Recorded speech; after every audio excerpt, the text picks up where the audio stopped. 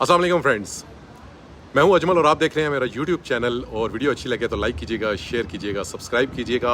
आज का हमारा टॉपिक है सब्सक्राइबर्स के सवालात और उनके जवाबात। और सबसे पहले डिस्क्लेमर के मेरी कोई भी एडवाइस इसको लीगल एडवाइस के तौर पर ना लिया जाए। ये सजेशंस हैं जो कि फ़र्स्ट हैंड एक्सपीरियंस की बुनियाद पर या रिसर्च की बुनियाद पर मैं लोगों को देता हूँ, और इससे अगर आपको हेल्प मिलती है तो दैट्स वंडरफुल। सबसे पहला क्वेश्चन है जी कि भाई को LMIA मिला है। ये लास्ट वीडियो के हवाले से शायद क्वेश्चन है कि भाई को LMIA मिला है, PR कब मिलेगा। तो PR तकरीबन जी 1 साल के अरसे में, जब आपके पास वर्क एक्सपीरियंस होता है और आप अपना टैक्स रिटर्न्स जमा कराते हैं, तो 1 साल तकरीबन 1 साल से 1.5 साल लग जाता होता है इस प्रोसेस के। और तकरीबन आप बल्कि 1.5 से 2 साल का आप वो करें कि 1.5 से 2 साल के अंदर अंदर ये प्रोसेस कंप्लीट होता है। नेक्स्ट क्वेश्चन है जी कि विज़िट वीज़ा पर सऊदीया आए हुए हैं, तो यहाँ से क्या कनाडा के लिए अप्लाई किया जा सकता है। मैं इसमें आपको ये सजेस्ट करूँगा कि सऊदीया से या किसी भी मुल्क से जब आप विज़िट पे गए हुए हैं वहाँ से अप्लाई ना करें। उसकी पहली वजह यह है कि अगर आप वहाँ से अप्लाई करते हैं और किसी वजह से डिले हो जाता है, तो आप वहाँ पे 15 दिन के लिए गए होंगे, महीने के लिए गए होंगे, 2 महीने के लिए गए होंगे। अगर खुदा ना खास्ता 2 महीने बाद आपको वापस जाना पड़ता है और बायोमेट्रिक उस एरिया में आ जाती है, फॉर इंस्टेंस आपकी जद्दा में आ जाती है और आप पाकिस्तान बैठे हैं या इंडिया बैठे हैं, तो आपके लिए मसला होगा। दूसरी बात यह है कि आप ऑलरेडी एक विज़िट पे निकले हुए हैं, तो ये विज़िट वीज़ा ऑफिसर को जस्टिफाई कैसे करेंगे आप कि आप विज़िट के ऊपर विज़िट करेंगे। यानी कि एक विज़िट पे आप आए हुए हैं और 2 महीने बाद फ़र्ज़ करें आपको वो ग्रांट कर देते हैं, और अगले महीने 2 महीने बाद, तो इतना लंबा आप अपने इस टाइम पीरियड को जस्टिफाई कैसे करेंगे। इसका मतलब ये है कि ना आपका पीछे काम कारोबार है और ना आपकी कोई जॉब है, ताकि अगर आपका काम कारोबार होता और जॉब होती तो फिर तो आपको वापसी की फ़िक्र होती। तो इसलिए वीज़ा ऑफिसर थोड़ा सा सस्पिशियस हो जाता है कि ये बंदा वापस नहीं जाएगा। तो बेहतर ये है कि उसी जगह से अप्लाई करें जहाँ से जो आपका मुल्क है या जहाँ पे आप परमानेंटली रह रहे हैं। अच्छा जी, उसके बाद है जी कि कॉन्टैक्ट नंबर दे दें। काफ़ी दोस्तों ने पूछा है जी, कॉन्टैक्ट नंबर मेरी हर वीडियो के ऊपर होता है, ऑलमोस्ट कॉर्नर में लिखा होता है, पर मैं दोबारा बता दूँ कि +1 कोड है 8254540022 मेरा व्हाट्सएप नंबर है। तो जो भी दोस्त इस पर कॉन्टैक्ट करना चाहें कर सकते हैं। कहते हैं जी कि 17 ईयर्स एज है, तो इसमें विज़िट वीज़ा मिल सकता है। 17 ईयर्स के लिए थोड़ा मुश्किल हो जाता है ये वीज़ा ऑफिसर को कन्विंस करना, क्योंकि सोशल टाइज़ भी नहीं है, फैमिली भी नहीं होती, काम काज भी 17 साल की उम्र में बंदे ने क्या काम काज करना होता है। और अगर वो भी नहीं है, हाँ एक चीज़ हो सकती है कि कोई तगड़ा आपके पास स्पॉन्सर हो, आपके वालिद साहब हों, या कोई आपको तगड़ा आपके पास स्पॉन्सर हो, या आपकी बैंक स्टेटमेंट बहुत मजबूत हो, फिर आपका चांस बन सकता है। अदरवाइज़ 17 ईयर्स में विज़िट वीज़ा का थोड़ा कम चांस होता है, स्टूडेंट वीज़ा का चांस बन सकता है आपका। तो कहते हैं जी आगे वर्क परमिट में कैसे, तो विज़िट वीज़ा होगा तो आगे वर्क परमिट में कन्वर्ट होगा ना। कहते हैं जी कि मैं शेफ़ हूँ और शायद स्वीट्स का शेफ़ हूँ। कनाडा में कोई जॉब अपॉर्चुनिटी मिल सकती है। जो मैंने जॉब बैंक की वीडियो बनाई हुई है वो बिलखसूस शेफ़ के हवाले से ही है, और बल्कि लोगों ने कहा था कि आपने खाली शेफ़ के हवाले से डाली है, तो आप वहाँ पे ज़रा डाल के वो जॉब बैंक वाली, मैं उसका इस वीडियो के डिस्क्रिप्शन में भी उसका लिंक डाल दूँगा, आप उसको ज़रा देख लीजिएगा और एरिया देख लीजिएगा, वहाँ पे आप अप्लाई कर सकते हैं। कहते हैं जी कि अगर कौन कौन सी स्किल्स हाई डिमांड में हैं। इस वक्त तकरीबन सारी स्किल्स ही हाई डिमांड में है जी। प्लम्बर, कारपेंटर, ऑटो मैकेनिक, सारी स्किल्स हाई डिमांड में है। तो कोई भी स्किल अगर आपके पास हो तो कनाडा में आपका चांस बन सकता है। कहते हैं जी तरीका बता दें। जनाब तरीका ही बताते हैं। और एक और दोस्त ने बड़ा लंबा चौड़ा मैसेज किया था कि आप बयानात देते हैं, सच्ची में हेल्प करें, लोग बड़े परेशान हैं पाकिस्तान में और खाली बयानात देने से कुछ नहीं होता। जनाब कहते हैं तरीका भी बताएं और ख़ाली बयानात ना दें। आपके ख्याल में मुझे क्या करना चाहिए, आप बता दें मुझे क्या करना चाहिए। क्या मुझे कोई चार्टर त्यारा यहाँ से करवा के भेज देना चाहिए कि मेरे जो पाकिस्तानी भाई हैं वो उस चार्टर त्यारे में आ जाएं और यहाँ पे पहुँच जाएं। आप यकीन करें, अगर कनाडा, मैं तो छोड़, अगर कनाडा भी एक चार्टर त्यारा भेजे ना, तो शाम तक ये इतला आएगी, खुदा ना खासा अगर एक चार्टर त्यारा वहाँ पे लैंड हो और ये पता चले कि यार एक ही चार्टर त्यारा, तो यकीन करें शाम को ये खबर नहीं आएगी कि कितने बंदे कनाडा पहुँच गए। ये खबर आएगी कि उसमें धक्कम पेल में काफ़ी लोग जाँ बहक हो गए हैं। तो सर कनाडा ने क्राइटेरिया रखा हुआ है, कनाडा वीज़े नहीं बांटता। कुछ ममालिक होते हैं जहाँ पे 100-100 200-200 लोगों को वीज़े मिल जाते हैं और उस पर लोगों को बुलाया जाता है। कनाडा का मामला थोड़ा सा डिफरेंट है। कनाडा में आपको वीज़ा खुद लेना पड़ता है। मैं फिर बता रहा हूँ, कनाडा में वीज़ा लेने का तरीका मैं बता सकता हूँ आपको। आपके लिए जहाज़ नहीं भेज सकता, आपके लिए वीज़ा नहीं भेज सकता, कोई भी नहीं भेज सकता। इवन कि जो यहाँ का प्राइम मिनिस्टर है वो भी किसी को इस तरीके से ऑफ द वे जाके नहीं बुला सकता। उसका प्रोसेस है, आपको प्रोसेस फॉलो करना है। बार बार बताता हूँ, कनाडा में एक बात कही जाती है कि आप घोड़े को पानी तक तो लेके जा सकते हैं, उसे पानी पिला नहीं सकते। तो भाईजान, अगर मेरी बात से आप नहीं पहुंच सकते, अगर आपको हेल्प नहीं मिल सकती, तो यकीन करें मैं जहाज़ भी भेजूंगा ना तो भी आपको हेल्प नहीं मिलेगी। तो आपने खुद करना है सर, ये मेरे ज़िम्मे का काम नहीं है, आपने खुद अपने लिए कोशिश करनी है। तो आप पहुंच सकते हैं।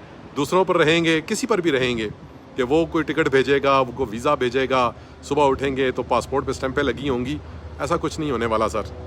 और आज ही मैं जिम रोहान का भी पढ़ रहा था कि सक्सेसफुल पर्सन में और अनसक्सेसफुल पर्सन में सिर्फ फ़र्क रास्ते का होता है। जो सक्सेसफुल पर्सन है वो काम करता है जो अनसक्सेसफुल पर्सन नहीं करता या करना नहीं चाहता। तो सक्सेसफुल बनना है तो भाई आपको खुद कुछ करना पड़ेगा, और आपको बार बार बताता हूँ कि आपने क्या करना है। कहते हैं जी दुबई से कोई एजेंट रिकमेंड करें। सर मैं तो खुद एजेंटों के ख़िलाफ़ हूँ, सच्ची बात है। मैं तो एजेंटों के सख्त ख़िलाफ़ हूँ। मैं तो हर बंदे से ये रिक्वेस्ट करता हूँ कि आप अपने लिए ख़ुद काम करें, ख़ुद अप्लाई करें। ये कल परसों भी जो वीडियो आ रही है, एक और दोस्त ने बनाई है, दुबई से ही उन्होंने खुद अपना काम किया है जी। वो एजेंटों के चक्कर में ना आए। मैं आपसे बार बार कहता हूँ, मेरा डे फर्स्ट से वीडियो बनाने का एक ही मकसद है कि आप अपना काम खुद करें। इन्फॉर्मेशन मैं आपको दे रहा हूँ यार, किसी दोस्त को पकड़ लें, किसी जो पढ़ा लिखा दोस्त है, किसी को थोड़े बहुत 100-200 रियाल दे दें, उसको खाना खिला दें, उसको कोई अच्छा सा उसके लिए पार्टी शार्टी रख लें, उससे आप अपने फॉर्म फिलअप करवा लें, सबमिट करवा लें। डॉक्यूमेंट्स में बार बार आपको बताता हूँ वो आपने खुद बनाने हैं। किसी एजेंट की ज़रूरत क्या है आपको?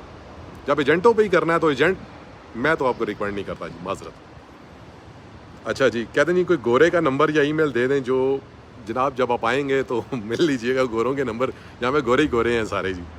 आपको नंबर भी दे देंगे, मेलें भी दे देंगे। आएँ तो सही, एक दफ़ा पहले पानी में एक दफ़ा उतरें तो सही। बाहर से बैठ के सर कंकर मार के नहीं पानी की गहराई का अंदाज़ा होता। बंदा जब उतरता है ना, वो कहते हैं जी पंजाबी में, दरिया की गहराई का अंदाज़ा कड्डे ते खलो के नहीं होता, लैना पैंदा विच। तो आपको उतरना पड़ेगा। आए यहाँ पे इंशाल्लाह आपका कुछ ना कुछ हो जाता है।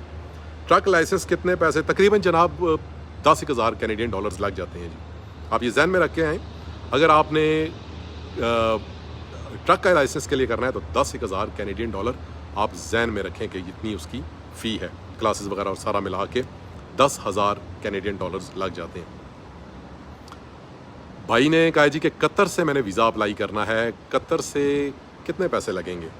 जनाब बिल्कुल कर सकते हैं। कतर बड़ा मजबूत कंट्री है और कतर में लोगों की बड़ी शानदार जॉब्स होती हैं और वीज़ा मिलने के चांसेस भी हाई होते हैं। 185 कैनेडियन डॉलर्स बनते हैं जी। अब कतर की करेंसी में कितने बनते हैं ये आप खुद कैलकुलेट कर लीजिएगा, लेकिन कैनेडियन डॉलर्स 185 कैनेडियन डॉलर्स हैं। पाकिस्तानी तकरीबन कोई 40,000 के नज़दीक बनते हैं जी। कहते हैं जी कि एक महीने में अगर वीज़ा आ जाए, एक महीने में अगर वीज़ा आ जाए तो क्या होटल चेंज हो सकता है? अगर वीज़ा आ जाए तो होटल को चेंज किया जा सकता है, वो कोई मसला नहीं होता। आप एक होटल में आपको नहीं पसंद आया, आप उनको बता सकते हैं जी कि मुझे ज़्यादा ही अच्छा रेट मिल रहा था, मुझे ये ज़्यादा ये स्टेशन के करीब जगह मिल रही थी, मैंने ये चेंज कर लिया। तो ये कोई इतनी बड़ी बात नहीं है। लेकिन एक बात याद रखिएगा, अगर वीज़ा आपका आ गया है और आपने होटल बुकिंग की थी टोरंटो की, वैंकूवर की ना कीजिएगा। आपने टोरंटो की है, टोरंटो की ही करें दोबारा। बैंफ की, कैलगरी की ना कर लीजिएगा, अल्बर्टा की ना कर लीजिएगा, या हैलीफैक्स की ना कर लीजिएगा। जिस शहर की, जिस प्रोविंस की आपने की हुई है ना, बल्कि प्रोविंस भी नहीं कहूँगा, शहर कहूँगा, जिस शहर की आपने बुकिंग की हुई है उसको चेंज ना कीजिएगा, होटल आप चेंज कर सकते हैं। अच्छा जी, उसके बाद कहते हैं जी कि रेट ऑफ LMIA क्या है? LMIA का मैंने आपको बताया था जी कि 1,000 कैनेडियन डॉलर इसकी फ़ीस है और मुफ्त भी मिल सकता है और पैसों का भी मिल सकता है। और आजकल जो चल रहा है जी कि 30,000 कैनेडियन डॉलर्स मिनिमम पे लोग देते हैं जो, but it is not confirm. और ये स्किल टू स्किल वेरी भी करता है जी, ये वेरी भी करता है। कोई इसके कोई हार्ड एंड फास्ट रूल नहीं है, बंदे को देख के तो उस पर वो करते होते हैं जी। और इसके बारे में यानी कि कुछ भी कहा जा सकता है। विज़िट अगर कहते हैं जी कि पीआर हो जाए बंदा, विजिट वर्क परमिट में कन्वर्ट हो जाए, तो क्या 1 साल में आप बंदा वापस घर जा सकता है?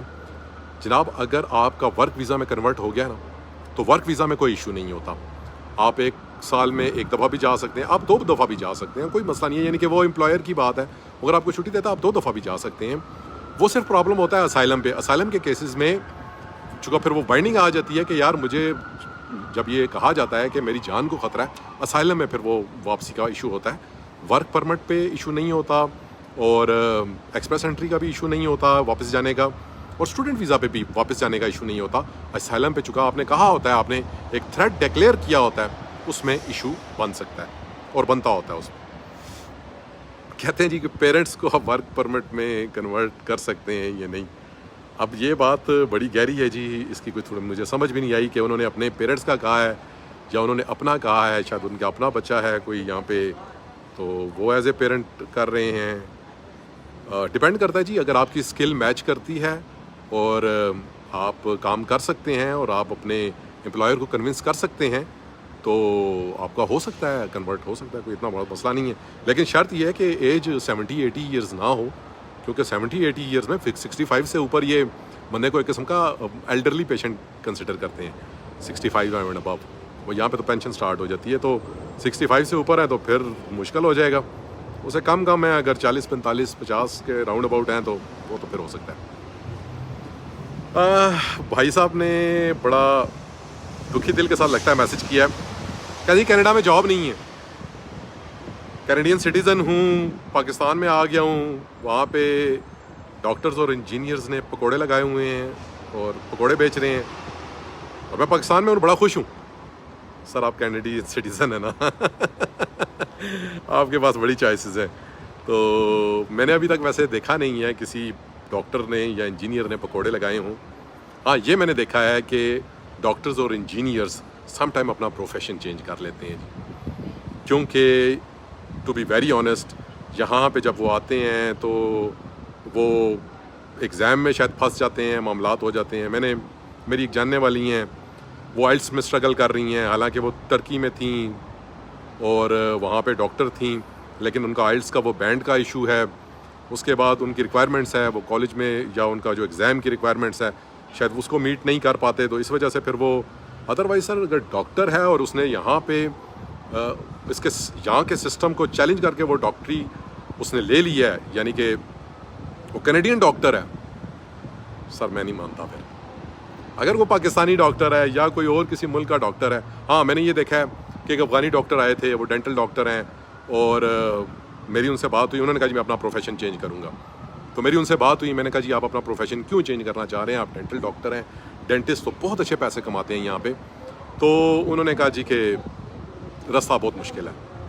तो रास्ता मुश्किल है जी, रास्ता मुश्किल है पहली बात। दूसरी बात ये है बहुत चेक एंड बैलेंसेस हैं जी, बहुत चेक एंड बैलेंसेस हैं हमारे वहाँ पे। To be very honest, doctors के ऊपर कोई चेक एंड बैलेंस नहीं होता उस तरह का जिस तरह के यहाँ पे है जी। यहाँ का वकील यकीन करें वो किसी चीज़ से नहीं इतना घबराता जितनी अपनी सोसाइटी से घबराता है, लॉ सोसाइटी से।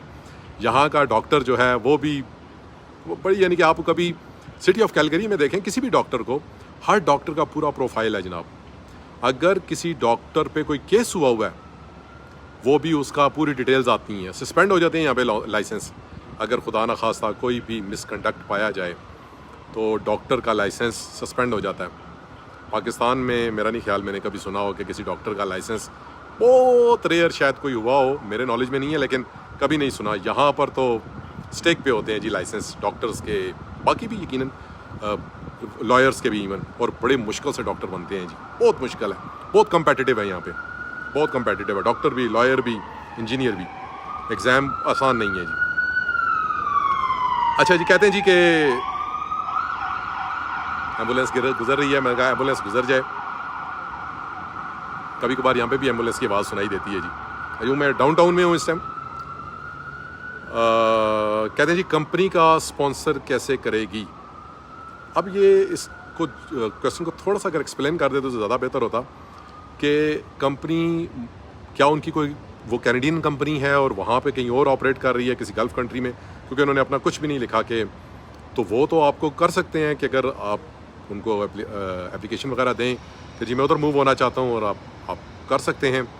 दूसरे लफ्ज़ों में कंपनी कैसे स्पॉन्सर कर सकती है, आपका कोई यहाँ पे कोई प्रोग्राम हो रहा हो, कोई कॉन्फ्रेंस हो रही हो तो उस सिलसिले में आपको स्पॉन्सर कर सकते हैं, या कोई बिज़नेस मीटिंग हो उसमें आपको स्पॉन्सर किया जा सकता है। तो ये मुख्तलिफ ऑप्शंस हैं इसमें। अब मुझे नहीं पता किस तरह की कंपनी है आपकी और किस तरह का आप काम कर रहे हैं, और वो थोड़ी सी अगर डिटेल होती तो ज़्यादा बेहतर तरीके से इसका जवाब दिया जा सकता था।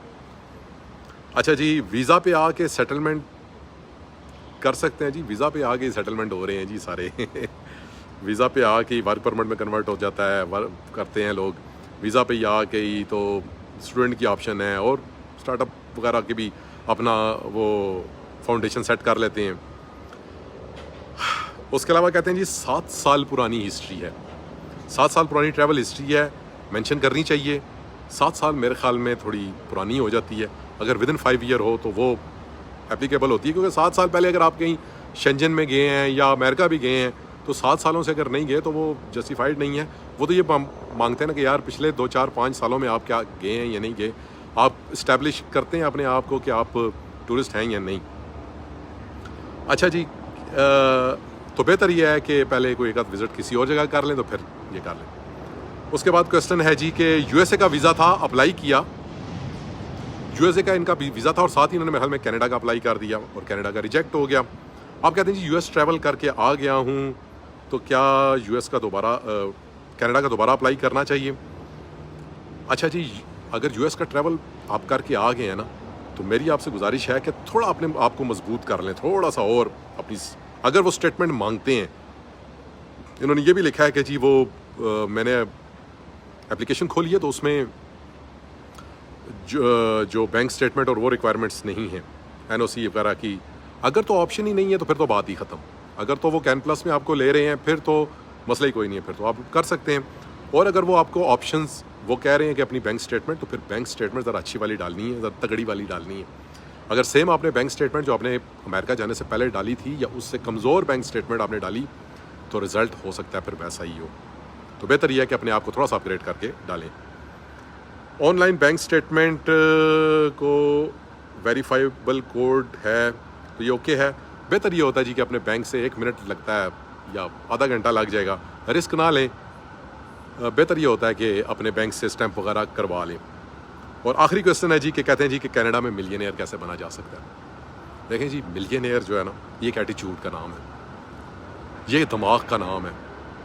मेरा ये मानना है कि अगर कोई शख्स डेवलपिंग कंट्रीज़ में पैसे कमा सकता है ना तो वो कनाडा में भी पैसे कमा सकता है, उसको कनाडा बहुत सपोर्ट करता है। और मिलियनेयर बनने के लिए याद रखें फिर आपके दिमाग जॉब्स वाला नहीं होना चाहिए, आपका एंटरप्रेन्योर वाला दिमाग होना चाहिए, बिज़नेस वाला दिमाग होना चाहिए।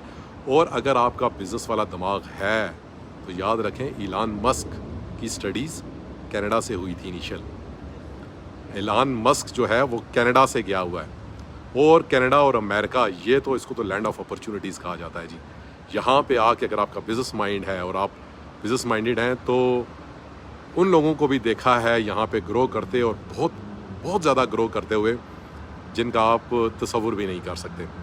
लेकिन यहाँ पे शॉर्टकट नहीं है, याद रखिएगा, किसी भी चीज़ का शॉर्टकट नहीं है। जॉब है तो शॉर्टकट नहीं है, तालीम है तो शॉर्टकट नहीं है, और बिज़नेस है तो शॉर्टकट नहीं है। पहले आपको अपना आप मारना पड़ेगा, पहले अपना आप बिज़नेस को देना पड़ेगा, तब आपको बिज़नेस मिलियनेयर नहीं हो सकता बिलियनेयर बना दे। तो ये थी आज की वीडियो। आपको अच्छी लगे लाइक कीजिएगा, शेयर कीजिएगा, सब्सक्राइब कीजिएगा। Thank you.